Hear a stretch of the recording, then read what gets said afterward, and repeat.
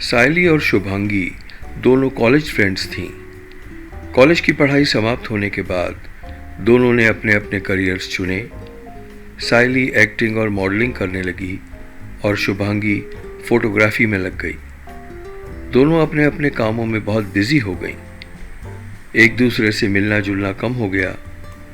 कभी कभी मोबाइल पर बात हो जाया करती थी। एक बार दोनों ने कुछ समय साथ बिताने का निश्चय किया, किसी ऐसी जगह जो शहर से दूर हो और किसी जंगल के बीच हो, जहां नेचर का आनंद लिया जा सके और ढेर सारी बातें की जा सकें। दोनों एक आश्रम में पहुंच गईं, जो शहर से काफी दूर था और जंगल के बीचों बीच बना हुआ था।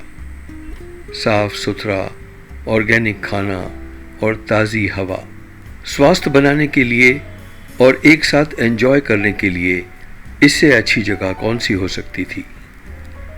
दोनों सखियां खूब बातें करती और टहलने के लिए जंगल में निकल जाती, जी भर के मौज मस्ती करती। घूमते घूमते उन्हें जंगल में एक हट दिखाई दिया। दोनों को जिज्ञासा हुई कि इतने सुनसान जंगल में यह हट किसका हो सकता है। दोनों हट के पास गई।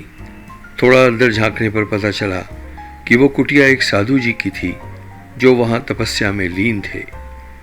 मस्ती में सायली ने शुभांगी से कहा कि क्यों ना स्वामी जी की तपस्या भंग की जाए। पुराने समय में भी तो अप्सराएं ऋषि मुनियों की तपस्या भंग किया करती थीं। क्यों ना मैं भी स्वामी जी की तपस्या भंग करके देखूं। सायली कुछ ज्यादा एडवेंचरस थी, बस फिर क्या था। सायली ने चैलेंज स्वीकार कर लिया और सायली ने स्वामी जी के आश्रम में डांस शुरू कर दिया। तरह तरह की पोशाकों में सायली काफी देर तक नाचती रही। उसने ठान लिया था कि स्वामी जी की तपस्या को आज भंग करना ही है।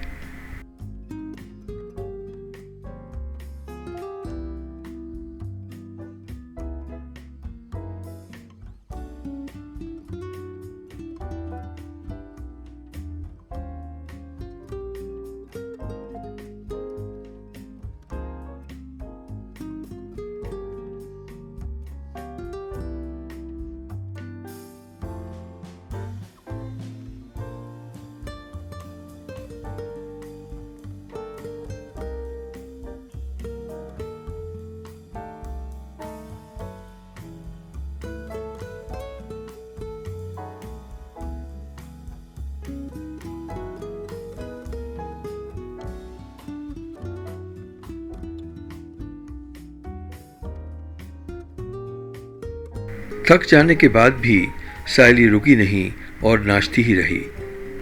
यही है नारी की शक्ति, वो चाहे तो क्या नहीं कर सकती।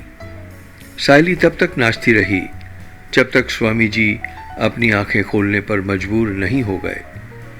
आखिरकार स्वामी जी ने क्रोध वाली मुद्रा में अपनी आंखें खोली।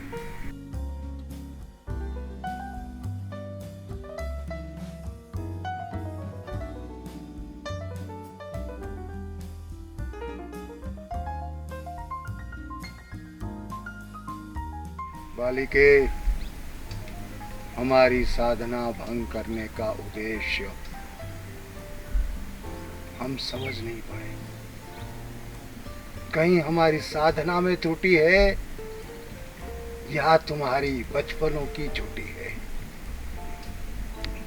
तुम्हारी आंखों से तो मैं महसूस कर रहा हूं कि तेरा बचपना ने ये शरारती हरकत करने को तुझे मजबूर किया है। बचपन की हरकतों को हम क्षमा करेंगे। हमें तुझे कोई श्राप देने का उद्देश्य नहीं है। हमें तुझे संदेश देने का उद्देश्य है, ताकि दूसरे लोगों को, किसी साधकों को तू बाध्य न बन के उसकी साधना में तो सहकारी बन सके, उसकी साधना में तो सरिता स्वरूप बन सके।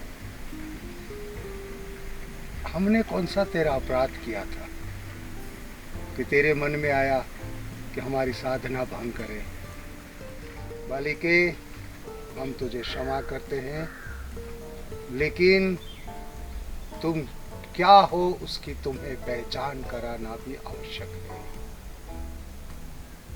तू धरोहर हो, तू शक्ति का स्वरूप हो, तू सामर्थ्य का स्वरूप हो, तू धरती का अंश हो, तू सरिता का संदेश हो, तू पूजा की वेदी हो, तू संध्या की शहनाई हो।